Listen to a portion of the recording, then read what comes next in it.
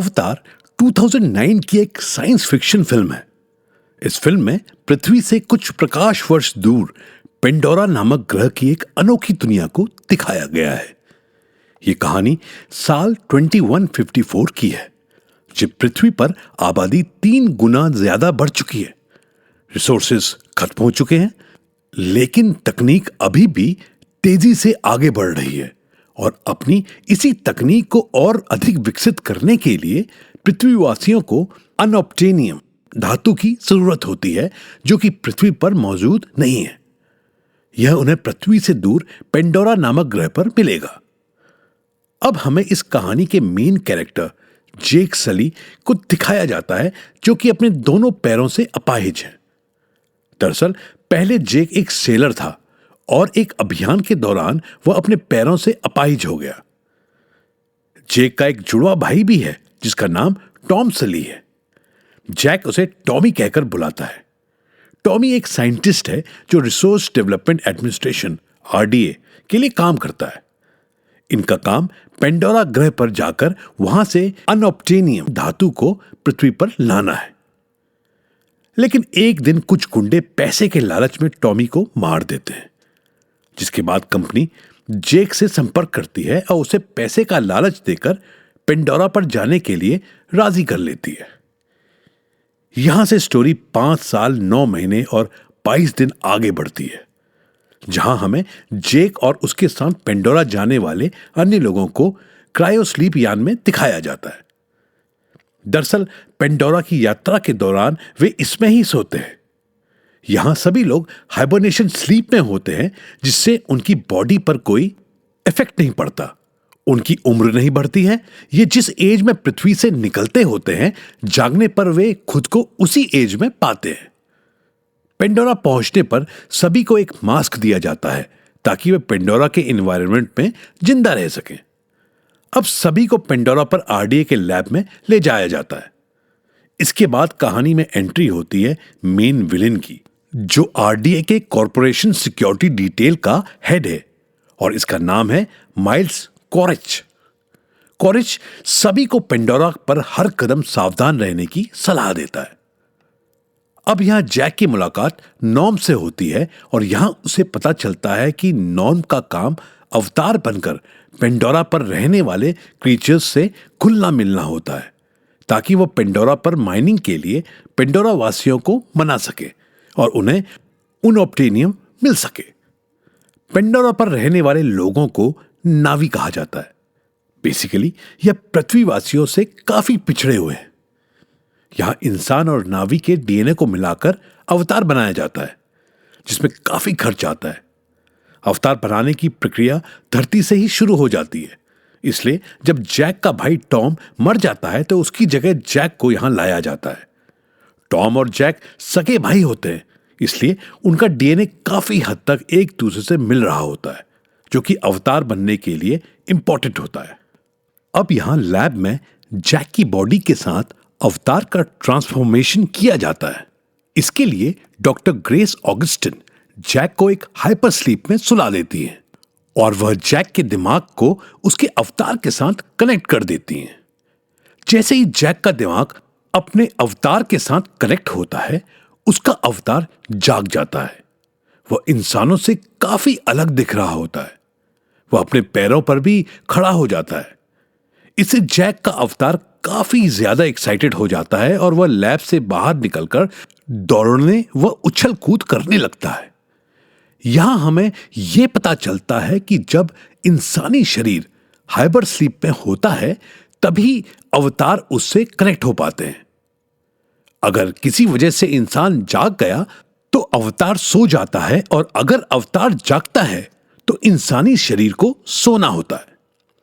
यहां मूवी थोड़ा आगे बढ़ती है और हमें माइल्स कॉरिच को दिखाया जाता है, जो जैक को अपने पास बुलाता है और उससे एक डील करता है।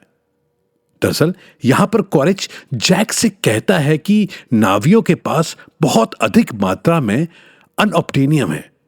अगर तुम उन लोगों को उस जगह से हटाने में मदद करते हो जहां अनऑब्टेनियम है, तो मैं सारा अनऑब्टेनियम लेकर वहां से निकाल लूंगा और बदले में तुम्हें तुम्हारी टांगें भी लौटा दूंगा। यहां जैक क्वारिच की बातों को सुनकर उससे डील डन कर लेता है। अगले दिन जैक को पेंडोरा दिखाने ऑगस्टिन और नॉर्म उसके साथ बाहर निकलते हैं। सभी जंगल घूम रहे होते हैं, तभी वहां जैक का सामना पेंडोरा के चीता से होता है। ऑगस्टिन उसे भागने के लिए कहती है। जैक वहां से भागना शुरू करता है। वो भागते हुए किसी तरह चीते से तो अपनी जान बचा लेता है, लेकिन वह ऑगस्टिन और नॉर्म से बिछड़ जाता है। नेक्स्ट सीन रात का होता है, जहां जैक आग जलाने की कोशिश कर रहा होता है और कहानी में एंट्री होती है नेत्री की, जो इस मूवी की लीड हीरोइन है। नेत्री जैक पर नजर रख रही होती है। तभी जैक पर वुल्फ्स का एक झुंड अटैक कर देता है, जिसके बाद नेत्री जैक की मदद करती है और उसे अपने पीछे आने के लिए कहती है। लेकिन तभी नेत्री के कबीले यानी उमाटीसिया के लोग वहां आ जाते हैं और जैक को अपने सरदार के पास ले जाते हैं। उमाटीसिया का सरदार नेत्री के पिता एटुकान होते हैं। वह जैक से यहां आने का मकसद पूछते हैं, जिस पर जैक कहता है कि मैं आप में से ही एक हूं। यहां जैक उन्हें यह विश्वास दिलाता है कि वह उन्हें नुकसान पहुंचाने नहीं आया है, जिसके बाद कबीले का सरदार यह डिसाइड करता है कि वे जैक को अपनी तरह बनाएंगे। वह उसे एक असली नावी बनाएंगे और जिसकी जिम्मेदारी नेत्री को सौंप देते हैं। रात को जब जैक का अवतार सोता है तो उधर लैब में जैक अपने इंसानी शरीर में आ जाता है। यहां वह जागने के बाद सबको बताता है कि वह उनमें से एक होने वाला है। अगर आप मुझे समय देंगे तो मैं उनका विश्वास जीतकर उनसे वह जगह खाली करवा दूंगा। जैक का अवतार अब हर रोज नेत्री के साथ नावी बनने की ट्रेनिंग लेता है। अब बारी होती है जैक के असली ट्रेनिंग की। यहां नेत्री जैक को बताती है कि उसे अब अपना इकरान चुनना होगा। इकरान एक उड़ने वाला ड्रैगन होता है और इकरान नावी को तभी अपनाता है जब दोनों के मन एक हो जाते हैं। अब यहां जैक अपना इकरान चुराने की कोशिश करता है।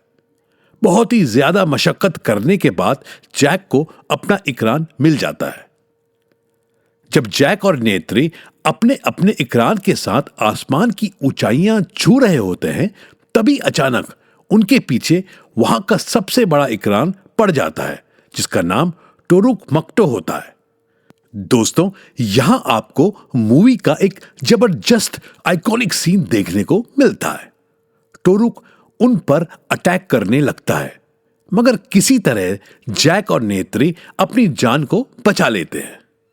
अब नेत्री जैक को टोरुक मक्टो के बारे में बताती है कि हमारे पीढ़ी में आज तक सिर्फ 5 लोग ही ऐसे हैं जिन्होंने टोरुक मक्टो को अपना बनाया है। टोरुक सबसे बड़ा और सबसे खतरनाक इकरान है, इसलिए जो इसकी सवारी करता है, जिसका मन इस इकरान से मिलता है, वही कबीले पर शासन करेगा। धीरे धीरे समय आगे बढ़ता है और फिर एक दिन ऐसा आता है जब उमटीसिया कबीले के लोग जैक को अपने कबीले में शामिल कर लेते हैं। अब नेत्री जैक को अपने कबीले के कुल वृक्ष के पास ले जाती है, जिसे ट्री ऑफ सोल्स कहा जाता है। यहां नेत्री जैक को बताती है कि जब एक सैनिक अपने सभी परीक्षाओं को पूरा कर लेता है, तब उसे इस पेड़ पर रहने वाली इवा देवी वरदान देती है, जिसके बाद वह कबीले की एक औरत को अपने लिए चुन सकता है। यहां जैक नेत्री को बताता है कि उसने उसे चुना है। अब यहां हमें उनके बीच एक इंटीमेट सीन देखने को मिलता है। अगले दिन जब उनकी नींद खुलती है तो उन्हें पता चलता है कि उनके कबीले पर किसी ने हमला कर दिया है। जैक समझ जाता है कि यह जरूर क्वारिच की टीम है। जैक फौरन वहां जाता है और उन लोगों को ऐसा करने से रोकने लगता है, लेकिन क्वारिच की टीम नावी के कुल वृक्ष को वहां से हटाने लगती है, जिसके बाद जैक उनकी मशीन पर चढ़कर उस पर लगे कैमरे को तोड़ने लगता है। इधर लैब में क्वारिच कैमरे में जैक की हरकत को देख लेता है। वह जान जाता है कि जैक का अवतार अब कबीले के साथ मिल गया है, इसलिए क्वारिच इंसानी जैक को हाइबर स्लीप से निकालकर जेल में डाल देता है। साथ ही वह ऑगस्टिन और नॉर्म को भी जेल में डाल देता है। दूसरी तरफ क्वारिच के आदमी नावियों पर अपनी मशीनों से हमला कर देते हैं, जिसमें बहुत सारे नावियों की जान चली जाती है। इधर लैब में ट्रडी जैक नाम की एक सैनिक ऑगस्टिन और नॉर्म को जेल से बाहर निकलने में मदद करती है, जिसके बाद वे हाइबरनेशन स्लीप को लेकर पेंडोरा के पहाड़ों पर चले जाते हैं। दूसरी तरफ हम देखते हैं कि ओमेटिसिया के कुछ लोग जैक के अवतार पर आरोप लगाते हैं कि उसकी वजह से यह सब हुआ है। यहां जैक और उनके बीच एक हल्की फाइट भी होती है, जिसके बाद जैक यह कहते हुए वहां से चला जाता है कि वो खुद को साबित करके रहेगा। अब जैक सीधे अपने इकरार के साथ टोरुक मक्टो के पास जाता है और उससे अपना मन जोड़कर उसे अपने साथ लेकर कबीले वासियों के पास लौटता है। कबीले वासी टोरुक मक्टो को देखकर अपना सिर झुका लेते हैं और अब यहां जैक सबको उत्साहित करने के लिए एक जबरदस्त स्पीच देता है।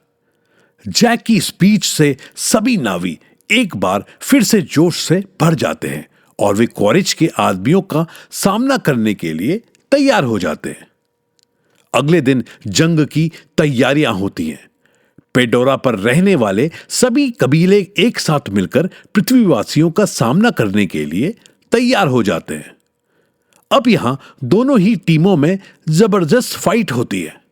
नावी के इकराम सैनिकों के हेलीकॉप्टर पर भारी पड़ते हैं, लेकिन जमीन पर इनके तीर धनुष सैनिकों के गोली बारूद का मुकाबला नहीं कर पाते, जिससे जमीन पर एक एक करके उनकी मौत होने लगती है। लेकिन तभी वहां पेंडोरा के गैंडे आ जाते हैं, जिन पर गोलियों का भी कोई असर नहीं होता। ये गैंडे एक एक करके सभी सैनिकों को धूल चटा देते हैं, जिससे अंत में नावी वह जंग जीत जाते हैं जो क्वारिच हरगिज नहीं चाहता था। इसलिए वह अपना रोबोटिक सूट पहनकर जैक से फाइट करने आ जाता है।